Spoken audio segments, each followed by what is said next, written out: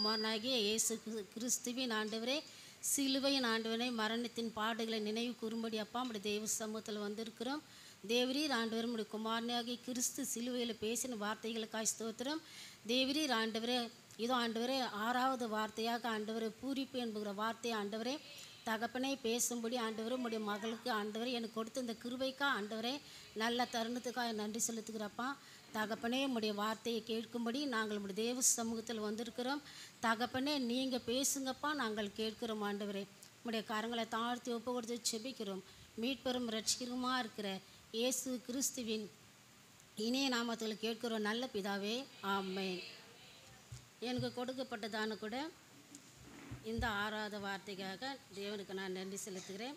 பேசும்படி வாய்ப்பளித்த ஊழியக்கார சகோதர குடும்பத்துக்கும் நம்ம அனைவரும் சகோதர சகோதரிகளுக்கு அனைவருக்கும் முதலாவது தேவனுடைய நாமத்துக்கும் நான் நன்றி செலுத்துகிறேன். எடுத்தவங்க வாசிக்கலாம். 6வது வார்த்தை யோவான் 19:30-31. இயேசு காடியை வாங்கின பின்பு முடிந்தது என்று சொல்லி தலையை சாய்த்து ஆவியை ஒப்பு கொடுத்தார்.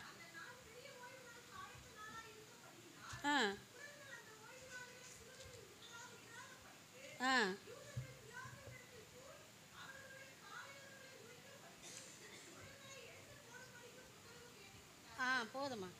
இங்கே பார்க்கிறோம் 30வது வசனம் சொல்லுது, இயேசு காடியை வாங்கின பின்பு முடிந்தது என்று சொல்லி. 6வது வார்த்தை இயேசு கிறிஸ்து சிலுவையில் சொல்கிறாரு, எல்லாம் முடிந்தது. இயேசு கிறிஸ்து இந்த உலகத்துக்கு வந்த நோக்கமும் தேவனுடைய சித்தமும் ஒன்று கூட அவர் நிறைவேற்ற முடியாமல் என்ன பண்ணல, மேலே போகலை. எல்லாவற்றையும் அவர் முடித்து என்ன பண்ணார்னா பரலோகத்துக்கு போனார். அப்போ பார்க்குறோம் இயேசு கிறிஸ்து நம்ம நீதிமொழிகளை அவர் குறித்து பார்க்கும்போது நீதிமொழிகள் 8ஆம் அதிகாரம் 30வது வசனம் சொல்லுது, படிக்கலாம்.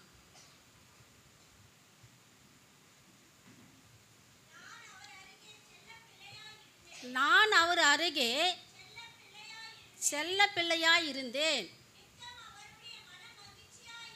நித்தமாக அவருடைய மனமகிழ்ச்சியாக இருந்து எப்பொழுதும் அவருடைய சமூகத்தில் எப்படி இருந்தாராம், களி கூர்ந்தாராம். ஆனால் இயேசு கிறிஸ்து சொல்கிறாரு, நீங்கள் ஒன்றுக்கும் கவலைப்படாமல் எப்போதும் சந்தோஷமாக இருங்க. ஏன் அவர் சந்தோஷமாக இருக்குன்னு சொன்னார்னா, எப்போதும் அவர் பிதாவுடைய சமூகத்தில் எப்படி இருந்தாராம், மன மகிழ்ச்சியாக இருந்தாராம். அது மாத்திரம் இல்லை, செல்ல பிள்ளையாக இருந்தாராம். நம்மையும் தேவன் என்ன பண்ணுறாரு, அப்படி தான் பார்க்குறாரு. நம்ம எப்படிப்பட்டவங்களாக இருந்தாலும் நம்மளை எப்படி பார்க்குறாரு தேவன், செல்ல பிள்ளையாக தான் பார்க்குறாரு.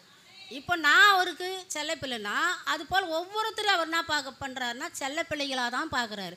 அதனால தான் என்ன பண்ணுறாருன்னா, நீங்கள் எப்பொழுதும் என்ன பண்ணுங்கள், சந்தோஷமாக இருங்கன்னு சொல்லிடலாமல் நம்ம எப்படியும் துக்கப்படணும்னு சொல்லி தான் திரும்ப என்ன பண்ணுறாருன்னா சந்தோஷமாக இருங்க மறுபடியும் சொல்கிறேன்றார். இயேசு கிறிஸ்து அவர் எதை செஞ்சாரோ, பிதாவுடைய சித்தத்தை எப்படி செஞ்சு முடித்தாரோ அதே தான் நம்மளோட என்ன பண்ணுறாருன்னா நம்மளும் அப்படி செய்ய சொல்கிறாரு. அதே போல் நம்மளோட ஜீவியமும் இருக்க அவர் வாஞ்சிக்கிறார். நான் அவர் சமூகத்தில் எப்பொழுது எப்படி இருந்தேன், மனமகிழ்ச்சியாக இருந்தேன். அப்பேற்பட்ட செல்ல பிள்ளையான இயேசு கிறிஸ்து நமக்காக, நம்முடைய பாடுகளுக்காக, நம்முடைய பாவங்களுக்காக, நம்முடைய கஷ்டத்துக்காக எல்லாவற்றையும் சிலுவையில் சுமந்து அவர் தீர்க்கும்படி தன்னை தானே என்ன பண்ணுறாரு, ஜீவ பலியாக ஒப்பு கொடுக்குறார். அதுதான் முடிவு, கடைசி முடிவு. அவர் எவ்வளோ உபதேசங்களை சொல்கிறாரு, ஒரு மனுஷன் என்ன பண்ணுறதில்ல, மனம் திரும்புறதில்ல. அவர் சொல்கிறாரு, இப்போ ஆசீர்வாதம் சொன்ன போல் அந்த சகோரியை பார்த்து சொல்கிறாரு, அந்த பிசாசு பிடித்த சகோரியை வந்து கேட்குறாங்க, மக வந்து கொடிய வேதனையில் அகப்படுறா. அவள் யாருன்னா கானானி ஸ்திரி. கானா ஸ்திரி யாருன்னா நோவாவுடைய சந்ததி, அவனுடைய மகன். அந்த சந்திதல் வரவங்க தான் அந்த கானா ஸ்திரி. ஏன்னா நோவா அப்போவே என்ன பண்ணுறாரு, கானானை சபிச்சிடுறாரு. தன்னுடைய மகனை சபிக்கலை. ஏன்னா அவங்க அந்த பேர்லேருந்து வரும்போதே நோவா அவருடைய 3 குமாரன், மருமகள், மனைவி எல்லாரையும் தேவன் என்ன பண்ணுறாருன்னா ஆசீர்வதிக்கிறார்.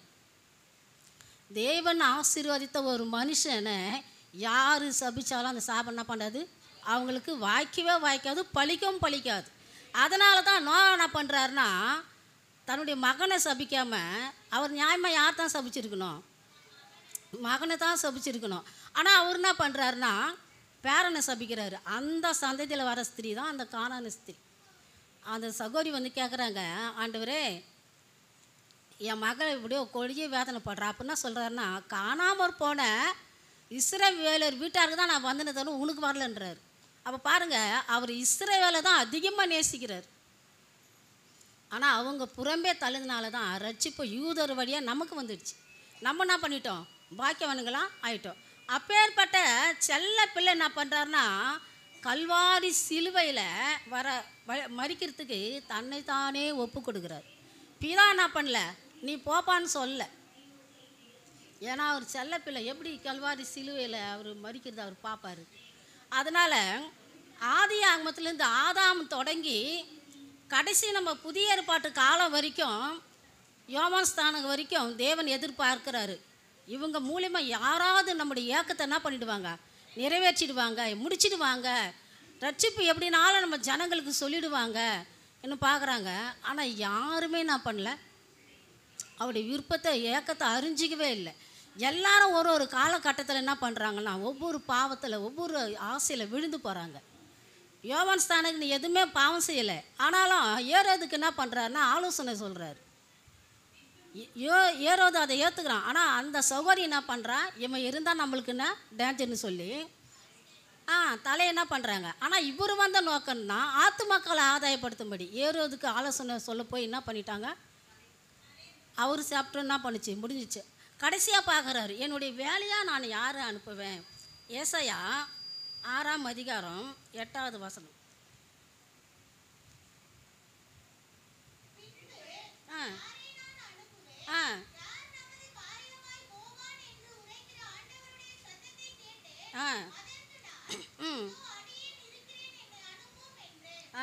இங்கே பார்க்குறோம் ஆண்டவருடைய ஏக்கம் பாருங்க. என்ன சொல்கிறாருன்னா, பின்பு யாரை நான் அனுப்புவேன், யார் தமது காரியமாய் போவான்.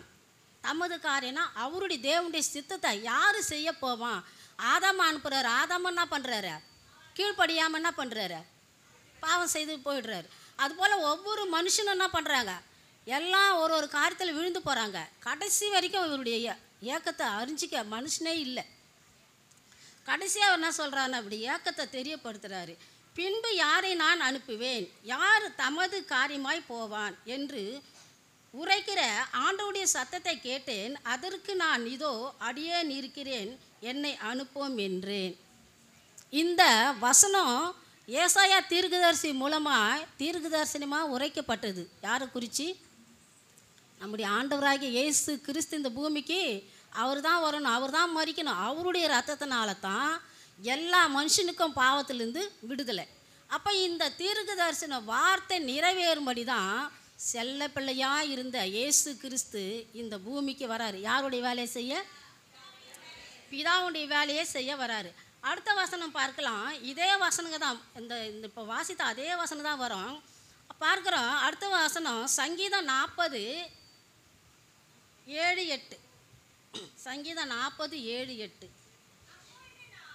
ஆ ஆ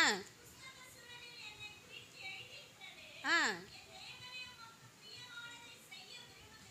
ஆ ஆ போதும். இங்கே பார்க்குறோம், இங்கே ஃபஸ்ட்டு பார்த்தா ஏசாயா தீர்க்கதரிசி என்ன பண்ணுறாரு, தீர்க்கதரிசனமாக சொல்கிறாரு. அடுத்தது இங்கே தாவீதும் என்ன பண்ணுறாருன்னா தீர்க்கதரிசனமாக சொல்கிறாரு. அப்பொழுது நான் இதோ வருகிறேன். அப்போ இயேசு கிறிஸ்து சொல்கிறாரு, பிதாவே நான் என்ன பண்ணுறேன், இப்போ நான் வரேன். புஸ்தக சுருளில் என்னை குறித்து எழுதியிருக்கிறதே. புஸ்தக சுருள்னா இந்த வேதாகமத்தில் என்னை குறித்து என்ன பண்ணியிருக்குது, எழுதியிருக்குது. அதனால் உங்களுடைய ஏக்கத்தையும் உங்களுடைய தாகத்தையும் நான் என்ன பண்ணுறேன், அதை தீர்த்து வைக்கிறேன், நான் முடித்து வைக்கிறேன். நீங்கள் என்ன பண்ணீங்க, என்ன அனுப்புங்க, நான் போகிறேன். இந்த உலகத்து மனுமக்களுக்காக அவருடைய பாவங்களுக்காக கல்வாரியில் மறிக்க. மரணம் நம்மளுக்கு ஒரு வியாதி வந்தாலும் அடுத்தது என்ன பண்ணிது, நம்மளுக்கு இப்போ அதிகமாக நம்ம ஒரு ஜுரத்தில் எழுந்து முடியாத படுத்துருக்குறோன்னா அடுத்தது நம்ம என்ன வந்துன்னா மரண பயம் வந்துடுது. எல்லாருக்கும் மரண பயம் இருக்குது. அப்போ அந்த மரணம் அவ்வளோ கொடியுது. ஆனால் அந்த மரணத்தை விட வலியது எதுன்னா நேசம். அப்போ இந்த மரணத்தை அவர் என்ன பண்ண, நம்ம இதில் உன்னத பாட்டில் பார்க்குறோம். அந்த மரணத்தை விட நேசம் என்ன பண்ணுது அதிகமாக இருக்கிறதுனால இயேசு கிறிஸ்து பிதாவிடத்தில் தகப்பனிடத்தில் அவர் கீழ்ப்படிஞ்சு பிதாவை நேசித்ததுனால என்ன பண்ணுறாருன்னா, நான் உங்கள் காரியமாக என்ன பண்ணுறேன் போகிறேன். அப்போது புஸ்தக சுருளில் என்ன குறித்து எழுதியிருக்கிறது, நான் என்ன பண்ணுறேன் போயிட்டு, அப்பொழுது நான் இதோ இருக்கிறேன், புஸ்தக சுருளில் என்னை குறித்து எழுதியிருக்கிறது, என் தேவனே உமக்கு பிரியமானது செய்ய. யாருக்கு பிரியமானது? பிதாவுக்கு பிரியமானது செய்ய என்ன பண்ணுற விரும்புகிறேன். நம்ம என்ன பண்ணுறோம், நம்ம வீட்டில் இருக்கிறவங்க கணவனுக்கோ பிள்ளைங்களுக்கோ மனைவிக்கோ பிரியமானது தான் நம்ம செய்கிறோம். ஆனால் இயேசு கிறிஸ்து என்ன சொல்கிறாருன்னா, நான் என் தேவனை உமக்கு பிரியமானது செய்ய என்ன பண்ணுறேன் விரும்புகிறேன். அப்போ பாருங்கள், இயேசு கிறிஸ்து சுயமாக ஒன்று கூட என்ன பண்ணல, அவர் எதுவுமே செய்யலை. பிதா சொல்ல இயேசு கிறிஸ்து என்ன பண்ணுறாரு, அதை அப்படியே செஞ்சு என்ன பண்ணுறாரு முடிக்கிறாரு. அப்போது இயேசு கிறிஸ்துக்கும் பிதாவுக்கும் அவ்வளோ ஒரு ஐக்கியம் அன்பு. பிதா எதை சொல்கிறாரோ அதே தான் என்ன பண்ணுறாரு இயேசு கிறிஸ்து செய்து முடித்தார். இப்போ நம்ம என்ன பண்ணுறோம், பிள்ளைங்களுக்கு எதனா சொன்னால் கூட அப்பா அம்மா முடியாது, அவங்க இஷ்டமாக எதனா ஒன்று சொல்கிறாங்க செய்கிறாங்க. ஆனால் இயேசு கிறிஸ்து தன்னுடைய பிதா எதை சொன்னாரோ அதையே செஞ்சு முடித்தார். அடுத்த வசனம் பார்க்கலாம். எபிரேயர் 10ஆம் அதிகாரம் 7வது வசனம். நான் சீக்கிரமாக போகிறேன், நேரம் போதும். முன்னாடி பேசிட்டவங்களாம் நிறைய பேசிட்டாங்க, அதனால் நேரம். எபிரேயர் 10:7. ஆ ஆ ஆ ஆ ஆ இங்கே என்ன பண்ணுறேன் போதுமா பார்க்குறோம். இங்கே என்ன பார்க்குறோம், அப்பொழுது நான் தேவனே உம்முடைய சித்தத்தின்படி. அங்கே என்ன சொல்கிறாருன்னா, உமக்கு பிரியமானதை செய்ய வந்தேன். இங்கே என்ன சொல்கிறாருன்னா, உம்முடைய சித்தத்தின்படி செய்ய இதோ வருகிறேன், புஸ்தக சுருளில் என்னை குறித்து எழுதியிருக்கிறது என்று சொன்னார். இயேசு கிறிஸ்து இந்த உலகத்துக்கு வரணும், மரிக்கணும், ஜனங்களுக்கு பாவ மன்னிப்பு கொடுக்கணும், கடைசி வரைக்கும் அவருடைய நாமமே அல்லாமல் வேறொரு நாமம் என்ன பண்ணல, கட்டளை இடவே இல்லை. ரட்சிப்புக்கு அவருடைய நாமம் மாத்திரமே தான். வேறு எந்த தெய்வத்தை சொன்னாலும் என்ன பண்ண முடியாது, ரட்சிக்க முடியாது. ஏன் ரட்சிக்க முடியாது? கோடி கோடியாக செலவு பண்ணி என்ன பண்ணுறாங்க, எங்கெங்கேயோ போகிறாங்க தேடி. ஆனால் நம்மளை தேடி இயேசு கிறிஸ்து என்ன பண்ணுறாரு வர, நம்ம தேடி போக வேண்டியதே இல்லை. அவர் நம்ம தேடி வந்து என்ன பண்ணுறாரு, உங்களுடைய பாவங்களுக்காக தான் நான் ரத்தம் சிந்தினேன்.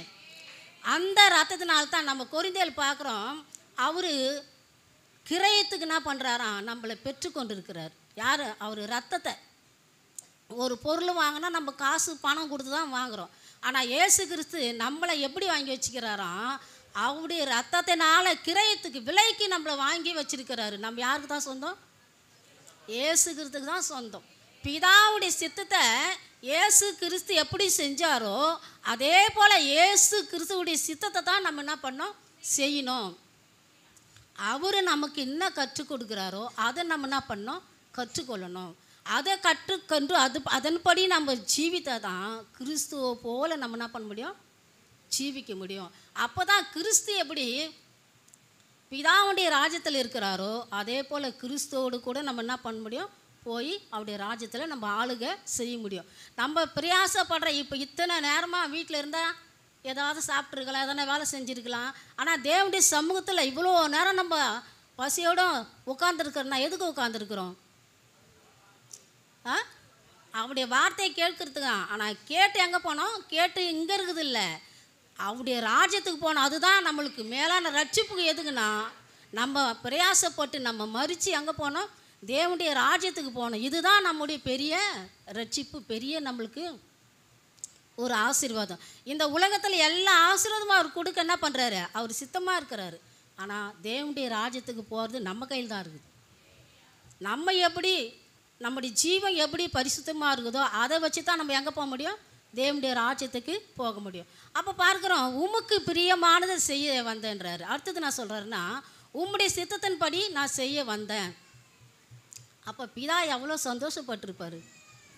நம்முடைய செல்ல குமாரன் என்ன பண்ணுறாரு, நம்முடைய வேலையை வரிஞ்சு என்ன பண்ணுறாரு, இந்த உலகத்துக்கு போகிறாருன்னு சொல்லி ரொம்ப சந்தோஷப்பட்டிருப்பார். யோவான் 4ஆம் அதிகாரத்தில் பார்க்குறோம், 4:34.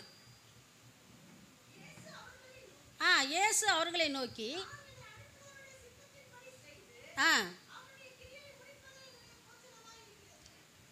அவருடைய சித்தத்தின்படி செய்கிறது தான் எப்படியா அவருடைய போஜனமாக இருக்குது. அவருடைய போஜனம்னா தேவனுடைய வார்த்தை. அதான் நம்ம மத்தேயுவில் பார்க்குறோம், மனுஷன் அப்பத்தினால மாத்திரம் அல்ல, தேவனுடைய வாயிலிருந்து புறப்படுகிற ஒவ்வொரு வார்த்தைனாலும் பிழைப்பான். வார்த்தை தான் போஜனம். போஜனம் அப்போ எல்லாமே இயேசுகிறது தான். அப்போ பிதாவுடைய சித்தத்தை செய்து முடிக்கிறது தான் என்னுடைய வேலை. அப்போது எல்லாத்தையும் அவர் என்ன பண்ணுறாருன்னா செஞ்சு முடிச்சுட்டு தான் அவர் சொல்கிறாரு, எல்லாம் முடிந்தது. அப்போ அவர் செய்யாதது ஒன்றுமே இல்லை. அவர் வந்த நோக்கம், அவருடைய சித்தம் எல்லாமே என்ன பண்ணார், செஞ்சிட்டார்.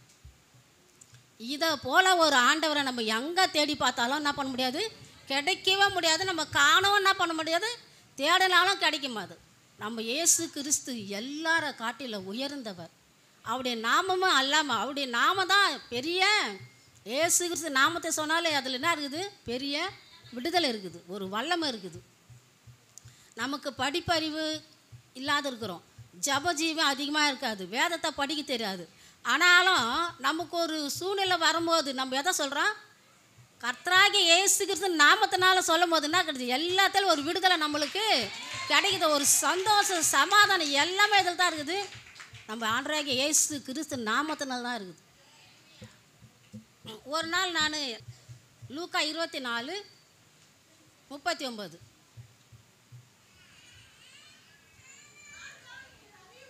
நான் தான் என்று அறியும்படி என் கைகளையும் என் கால்களையும் பாருங்கள், என்னை தொட்டு பாருங்கள். அல்லேலூயா.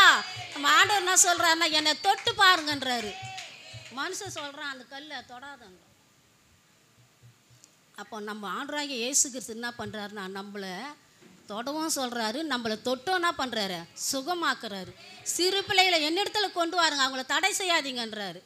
அப்போ பாருங்கள், நம்மளை தேடி வந்த நம்ம ஆண்டவராகிய இயேசு கிறிஸ்து எத்தனை பெரியவர் பாருங்கள்.